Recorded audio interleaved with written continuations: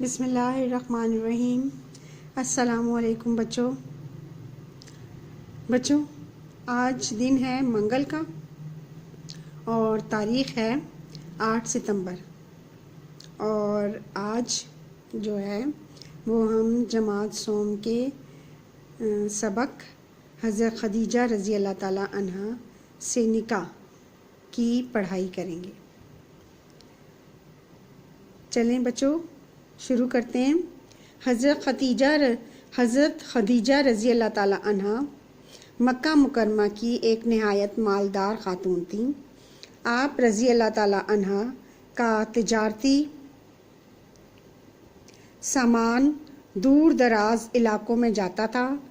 حضور اکرم صلی اللہ علیہ وآلہ وسلم کی ایمانداری اور اعلیٰ کردار کی شہرت آپ رضی اللہ تعالی عنہ تک پہنچی تو حضرت خدیجہ رضی اللہ تعالی عنہ نے آپ صلی اللہ علیہ وآلہ وسلم سے سامان تجارت کو ملک شام لے جانے کی درخواست کی۔ آپ صلی اللہ علیہ وسلم نے یہ درخواست قبول کر لی۔ آپ صلی اللہ علیہ وآلہ وسلم تجارتی سامان لے کر شام تشریف لے گئے۔ حضرت خدیجہ رضی اللہ تعالی عنہ کا غلام یعنی نوکر ملازم میسرہ بھی آپ صلی اللہ علیہ وآلہ وسلم کے ساتھ تھا۔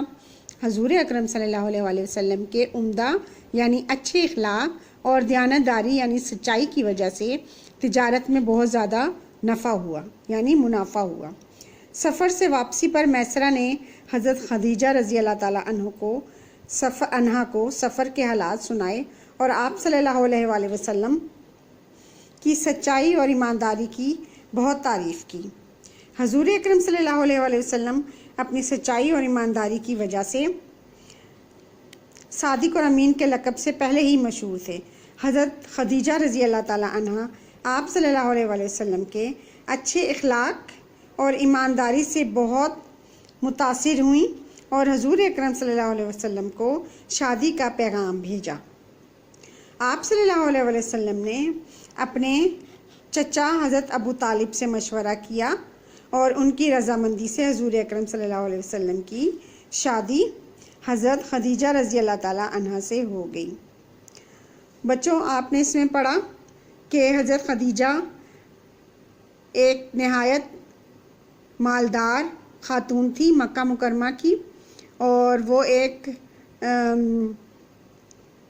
تجارتی سامان جو ہیں وہ تجارتی سامان مختلف علاقوں میں ان کا تجارتی سامان بھیجا جاتا تھا، اور پھر ان کے حضرت محمد صلی اللہ علیہ وسلم کی شہرت ان تک پہنچی تو انہوں نے اپنا سامان شام لے جانے کی درخواست کی۔ اس طرح بچوں آپ نے سارا جو ہے سبق دوبارہ سے پڑھائی کرنی ہے تاکہ آپ کو اور سمجھ آئے۔ اللہ حافظ بچوں۔